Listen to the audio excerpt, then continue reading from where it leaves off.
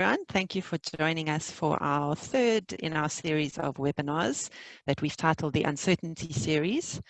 So this one is dealing with uncertainty in loss of support matters. So just some housekeeping. Just so everyone knows, this session is being recorded and we are happy to provide you with a link afterwards if you'd like, so just let us know. Everyone has been muted and videos have been put off just to help with buffering and delays. So if you do have a question, please feel free to type it into the Q&A section. You'll see in your Zoom app there is a little Q&A.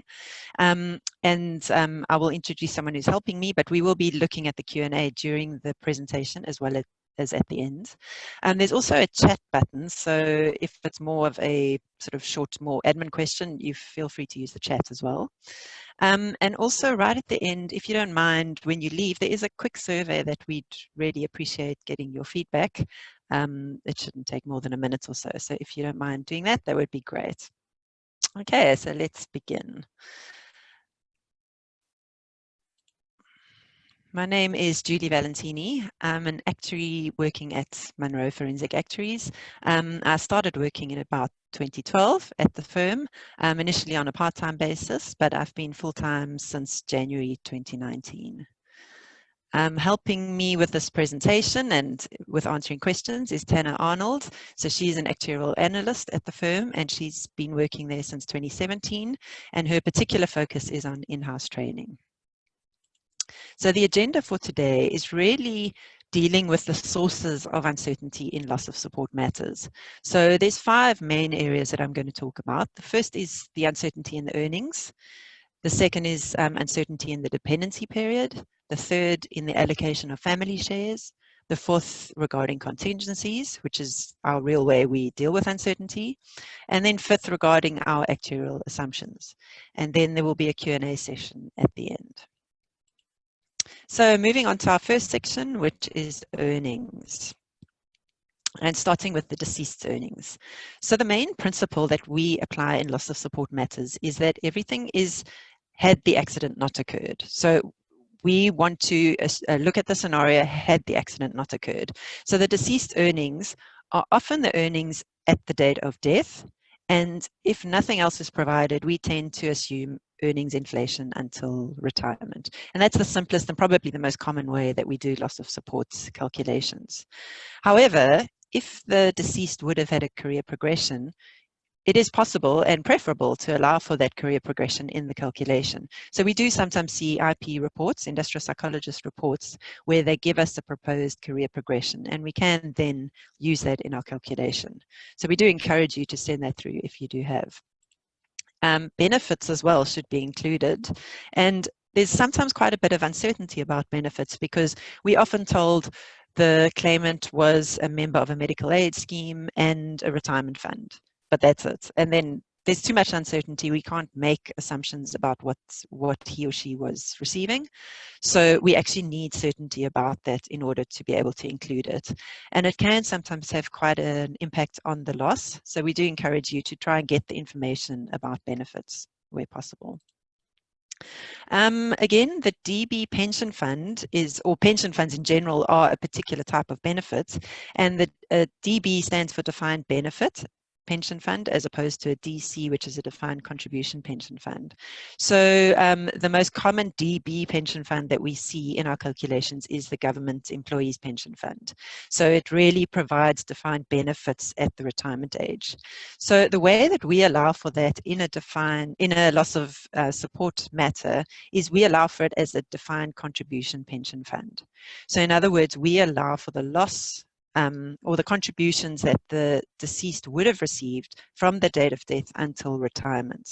And the reason why we allow for the contributions and don't value the benefits at retirement is that those benefits accrue even before the date of death. So it's kind of all the benefits that have been accrued throughout the working life of the deceased. So it's overstated. We only want to look at that period from the date of death till the date of retirement. So that is why we would value it as the contribution. So in effect, as like a DC pension fund. It's important to know that we can actually apply a probability to the earnings. So sometimes there might be some uncertainty in the earnings, and we are often told, okay, we just want to apply contingencies to allow for that. But it is trickier to use contingencies in a loss of support matter compared to a loss of earnings matter. And I'll get into that in the contingency section. So I do want to encourage you to actually, if there is some sort of probability about the earnings that you can define, it is useful to give it to us. So there's an example here I'd like to work through. So if the deceased was earning 10,000 Rand per month at the date of death, and you can tell us that, or the IP, for example, can tell us there's a 50% chance that he would have been promoted and would have earned 20,000 Rand per month 5 years later, we can actually allow for that in the calculation. So we would assume that he was earning 10,000 Rand per month for the first 5 years. And then we would actually do like an average calculation. So we would say 50% chance that he'd remain at 10,000 plus a 50% chance that it would increase to 20,000, which gives us an average value of 15,000 5 years later. So we could actually put that into the calculation, and you get that explicitly coming through in the loss then, rather than saying, okay, we're going to apply some random contingency, and it's quite hard to know what contingency to apply. So I'd just like to encourage you, if there are those kinds of situations where you can, or the industrial psychologist can put a probability on it, it would help in quantifying the loss. It makes it less uncertain. Okay, now dealing with the plaintiff's earnings, again, the overriding principle in the calculation is that the plaintiff should be placed in the same financial position as he or she would have been had the death not occurred. So those are the key words, had the death or had the accident not occurred. So the question we sometimes get asked, what if the plaintiff started working as a result of the death? So maybe it's a wife who wasn't working, and now as a result of the death, she needs to start working.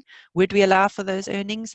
The answer is no, because she wouldn't have worked had the accident not occurred.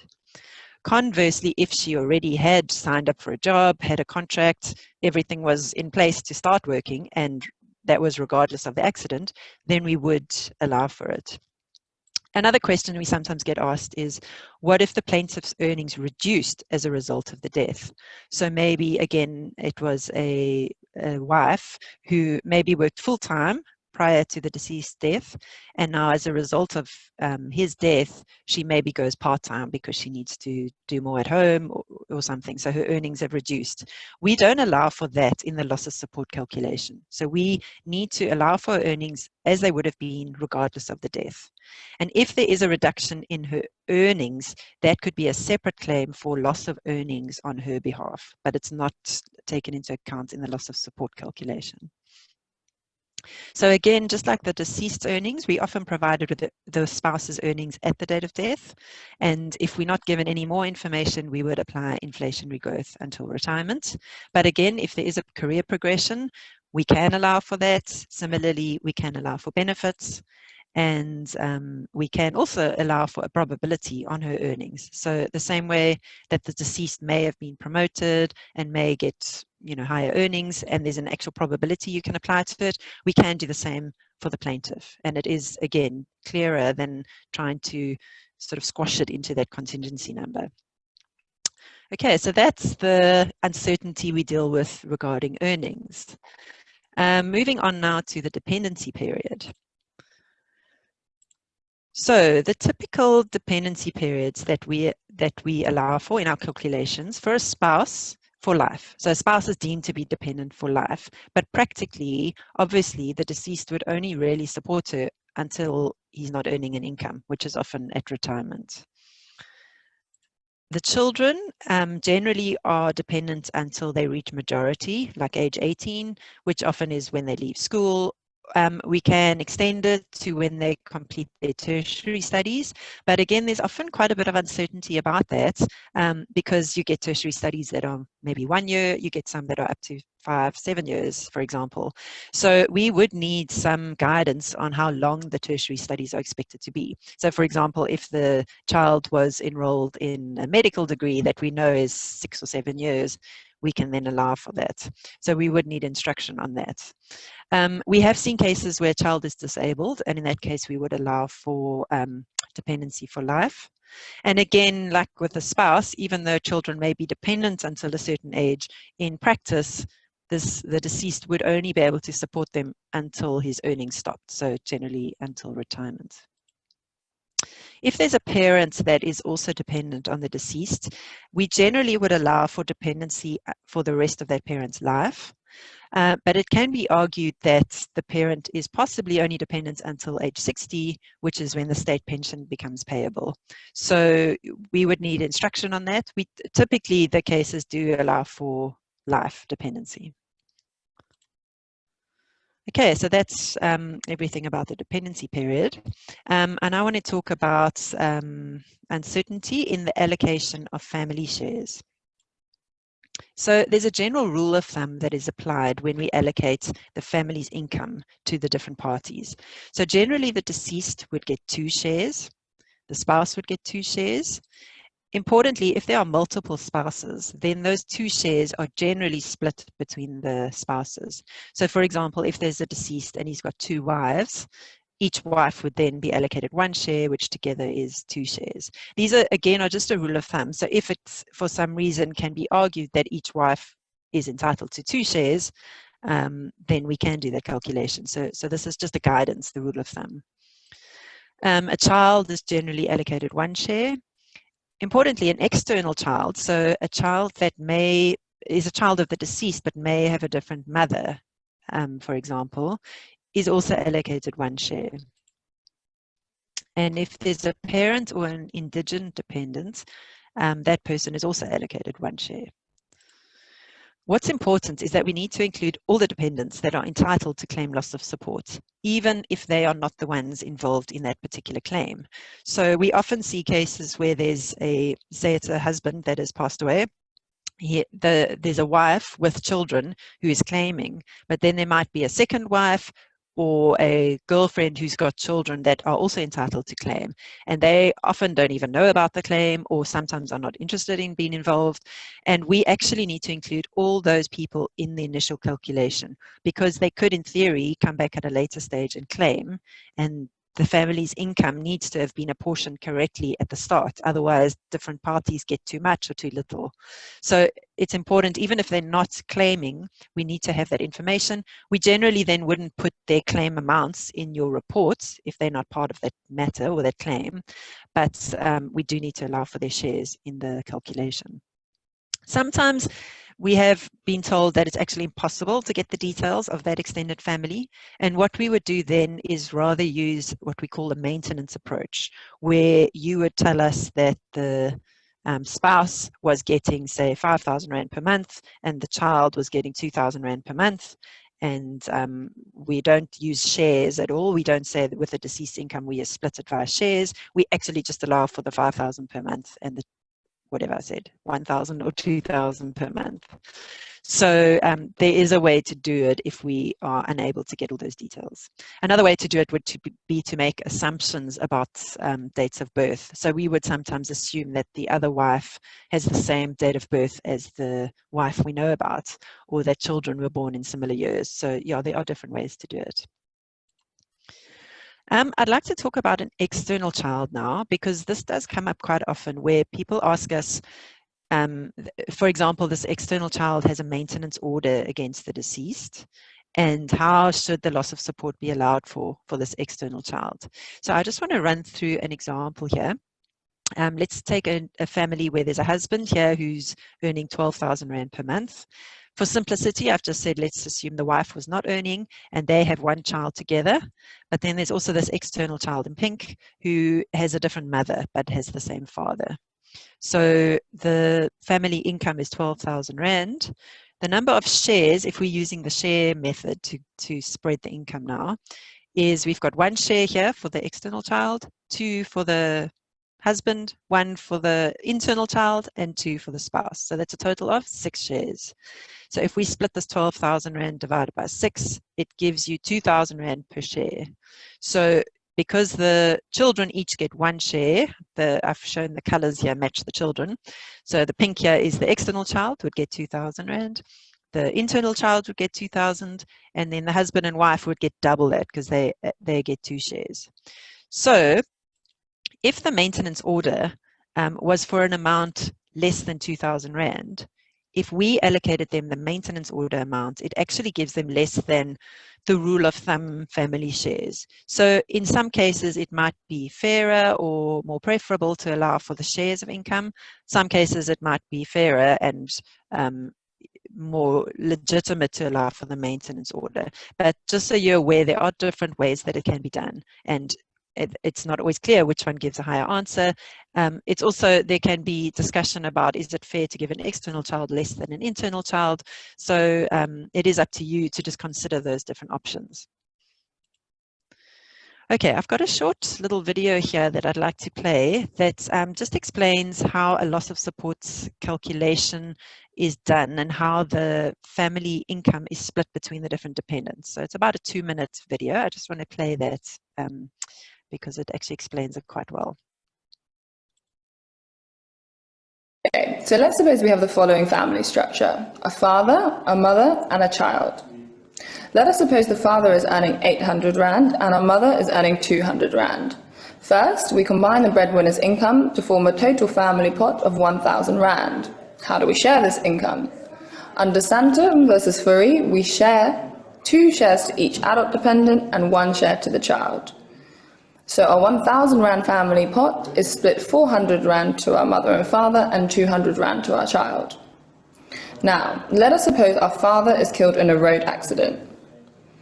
Under the law of delict, we want to place the surviving dependents in the same financial position. Upon the father's death, his 800 Rand is no longer contributing to the family pot, and it has now been reduced to 200 Rand. Similarly, he is no longer in need of his 400 Rand share of the family pot. So pre-accident, our mother and child were in receipt of 600 Rand, and post-accident, they are only receiving 200 Rand. There is a total deficit of 400 Rand, which the Road Accident Fund is liable to compensate. Okay, now let us imagine the same structure, however, our mother is killed in a road accident. Similarly, the 200 Rand which she was contributing is no longer being received, and the family pot has been reduced to 800 Rand. Also, she is no longer in need of her 400 Rand share. So pre-accident, the father and child were in receipt of 600 Rand, and post-accident, they are now receiving 800 Rand, which gives us a total surplus of 200 Rand. Therefore, there is no loss. Okay, so I'm just going to talk through it quickly and just show you why there's sometimes no loss and sometimes there is a loss. So in this calculation, the husband earned 800, the wife earned 200, the total family income is 1,000. As explained in the video, it's then splits in this way: 400, 400, and 200. So if the husband dies, that 800 is no longer available. And Santam versus Furry says or states that the mother's share should first be used to offset her loss rather than the child's loss. So in other words, that 200 is used to offset the 400 that she's lost. So she still has a loss of 200, and the child's loss of 200 is not covered at all. So that's why they each have a loss of 200. If we take the alternative where the wife has died, the family now has a income of 800 Rand, and you can see the father needed 400 Rand, the child needed 200 Rand to put them in the same position as they were pre-accident, which means they actually have an extra 200 Rand now. So there is no loss. And we do come across those cases fairly often where we do the calculation and there is no loss, and we get asked why, and it really tends to happen when the person that dies was earning substantially less than the rest of the family, or than the other breadwinner. And it's pretty much impossible to create a loss in that situation because, yeah, they generally are actually receiving a share of the family income that is larger than her income on her own. Okay, so that was to do with the split of family shares. I'd now like to talk about contingencies, which are really the main tool that is used in calculations to deal with uncertainties. So contingencies in loss of support claims should really take the following into consideration. So as I've mentioned before, there is uncertainty in the earnings. So that can be taken account using the contingencies. As I explained, though, we can actually allow for that explicitly in the earnings if we do have some sort of probability associated with different earnings. Another factor we're uncertain about is whether the husband and wife actually would remain married until retirement. So obviously there is a sort of national divorce rate. So there is a chance that they would get divorced, unfortunately. And we know that the duty to support falls away when there's divorce, obviously barring any maintenance orders. Again, the probability of remarriage after death. So I'll talk about that just now, but that used to be quite an explicit contingency that it was applied, that if the spouse got remarried after the death of the deceased, then again, the duty to support would fall away once she's married again. The length of the dependency period obviously has an impact on the uncertainty, and I'm going to go through some examples just now that highlight that. And then the general health of the people involved in the calculation. So, if the deceased was actually quite sickly and we allow for just standard mortality rates, there obviously is some uncertainty that he would have reached retirement at the normal retirement that we assume. So that does make the calculation more uncertain, so we would tend to put a higher contingency then. What's important to know is that in the loss of support matters, the contingency is applied to the loss, not to the earnings. Whereas in loss of earnings matters, we do apply the contingencies to the earnings. So what it means in loss of support matters is that all these uncertainties that I've mentioned above there are actually all clumped together into one number. So it is often quite tricky to decide on what contingencies should be applied on a loss of support matter, just because it's sort of a mix of different forces that could actually act in different directions as well. So yeah, it's where you can make it explicit, it does help. Just for everyone's information, because we have had a few questions where people weren't aware of this, there was a ruling in 2018, the De Bruyn versus Raff ruling, which stated, or judgment actually, that stated that remarriage contingencies should no longer be explicitly applied, but should form part of the general contingencies. So you might remember in the past, we used to apply contingencies and then put on an explicit remarriage contingency. So that has fallen by the way now. We never apply, or hardly ever, should I say, apply remarriage contingencies on top of general contingencies, but it is part of the general uncertainties in the calculation. So this is an example of what our general contingencies or our standard contingencies would look like, and particularly for RAF matters. So for the spouse, there's generally a 5% past contingency applied and a 15% future. And for a child, it's 5% in the past, 10% in the future. But I would like to encourage you to not just apply them blindly. I mean, they are the standard one that I think RAF would tend to apply. And you would need to justify why you should deviate, but there definitely are areas and reasons why you might want to deviate from the standard contingencies. Just for info, like our guess, I suppose, of why the child standard contingency is lower is that the remaining dependency period for a child tends to be less than the remaining dependency period for a spouse. So because a spouse is dependent for life, and say, the average claim is done for, let's just guess, say a 40-year-old, a spouse would still have, say, 25 years of dependency left until the retirement of the deceased, whereas a child is generally only dependent till age 18 or 21. So it tends to, for an average case, tends to have a shorter dependency period. So it makes sense to have a lower contingency because there is a little bit less uncertainty. So I wanted to work through 3 examples here, which might give you some indication of how we can apply different contingencies for RAF matters. So let's consider a deceased who was age 30 and had 35 years to retirement. So is going to retire at age 65. That means he's got quite a long period of employment left and has the average risk of divorce, like, as far as the average population would go. Now let's contrast that to someone who is aged 55, has 10 years of retirement left. There's probably more certainty about that person's earnings, is less likely to move jobs, change, maybe promotions. It's more certain, okay, they're at their ceiling, they're going to stay at that level. Unemployment rates are lower as you get older. So, there is more certainty about the earnings. And stats have shown that the risk of divorce, assuming he or she has remained married until that age, the risk of divorce is lower. So if everything else was equal in the calculation, we would therefore say there's more uncertainty when the death occurs at a younger age. So this first case would have more uncertainty regarding those earnings, and so we would apply higher contingencies on the first case compared to the second case. Obviously, all else being equal. But I just wanted to contrast the two, where there obviously is more uncertainty in the first one versus the second one. In the second example, I'm now looking at a child dependent. So if you consider a dependent aged 1 when the breadwinner dies, this child has at least 17 years of dependence left. If they, become independent at age 18, could be even a bit longer. And contrast that to a dependent who's age 17 when the breadwinner dies. That person maybe has 1 or a couple of years of dependence left. So we would say that there is more uncertainty with this first case because there's a longer duration of dependency. So contingencies should be higher on the first case than the second case, just because there is more uncertainty. There's a longer time period in which things could change. The third example is going to give you some idea when it's not overly clear how contingencies should be set.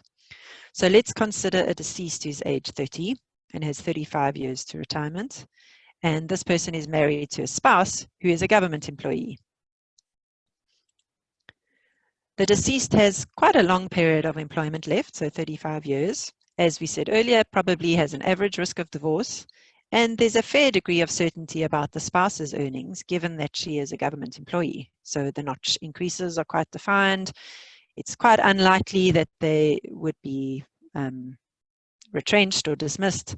So there is a fair degree of certainty regarding the spouse's earnings. If we contrast that now to a deceased who's aged 55 and has 10 years left to retirement and is married to a spouse maybe with very volatile self-employed earnings. So maybe it's a wife who's got her own business and it's very linked to the economy. Maybe the lockdown has happened and the earnings, there's a lot of uncertainty with the earnings.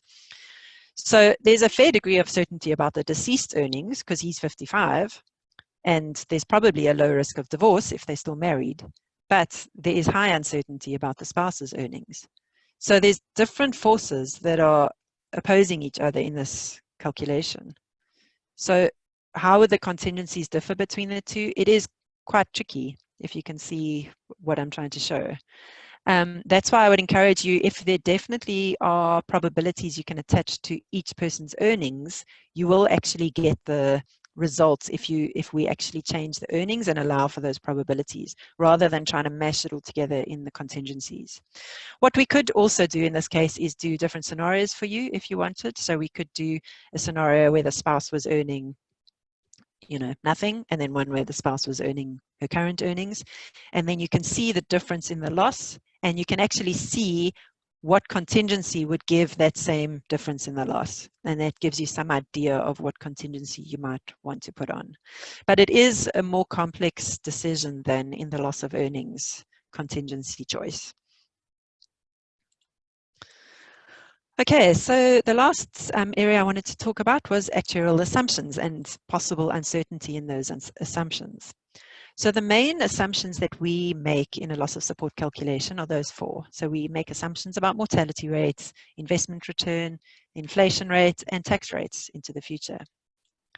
Now, there's generally consensus amongst the assumptions across all the actuaries that do damages calculations. So, they obviously are assumptions, so there's obviously uncertainty, but there's a damages committee that meets regularly, and there is consensus that, okay, we all agree these are the most relevant assumptions. There are questions though. Do these assumptions need to be revised, especially in the light of current events?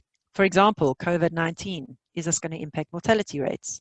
So obviously COVID would have an impact on mortality. The extent of it is still unclear.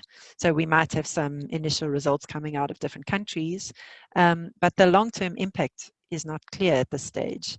And the number of deaths, although shocking and high, are still low compared to other major causes of death, like heart attack, cancer, stroke, car accidents, HIV-related deaths, even murders, unfortunately, in South Africa. We also don't know, how quickly or if a vaccine will be found, whether the virus would mutate, whether people would develop resistance. There's just so much that's still unclear at this stage. And because our mortality rates are supposed to be long-term assumptions, we wouldn't change them, radically based on a short-term dip or increase in the mortality rates. So at this stage, there's no indication, there's no evidence that mortality rates would need to be changed. But it is something that we do keep our eye on. Secondly, the economic impact of COVID and the junk status and, stock markets collapsing. Would that have an impact on our investment return or our inflation rate assumptions? So again, because our assumptions are long-term assumptions, they're not affected by short-term crashes or gains or jumps. So obviously the stock market collapse is quite a radical change, but there have been similar collapses at different times, and it doesn't automatically mean that we change our assumptions. So again, we'd look at a long-term rate. At this stage, there is no indication that we need to change it, but we are continually in discussions with the other damages actuaries and will be monitoring that. So yes, just to reiterate, our assumptions are long-term assumptions, not short-term assumptions affected by short-term trends. And our conclusion is that our current assumptions and therefore our current calculations and all the current reports we've sent out remain valid and will not need to be updated. Okay, so that's the end of my actual presentation. So this is where I wanted to get into some Q's and A's. I saw there were some, but I think they may have been answered by Tanner. So let me just see. Okay, one was to do with connections, so hopefully that got sorted out. But yeah, as I said, we can send you the link to this if you'd like to rewatch it or missed it due to a connection issue. Okay, second one was also to do with that. If anyone has any questions, feel free to type them in. Alternatively, if it's something you think of later, please feel free to send them to our normal actuary box. I'll put the email address up just now. And I'd be happy to answer them or discuss with you afterwards. Let me just look at the chat, because maybe some of the questions have come through in chat. Okay, not really. Okay, I'll just give a bit of time in case someone's typing or is thinking of something.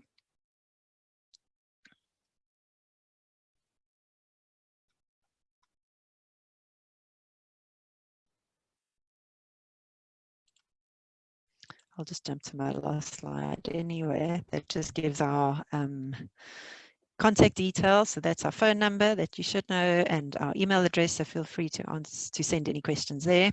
This is a picture of our whole team that you've probably spoken to telephonically, but that's who we are. Yes, and I'd just like to remind you as well, there are 5 more sessions, webinars that are being hosted. So check the invite. If there's any other sessions you'd be interested in, please register. We'd love to have you attend.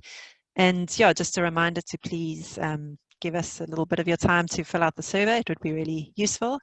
And yeah, thank you for your time. And we look forward to seeing you online again. Cheers.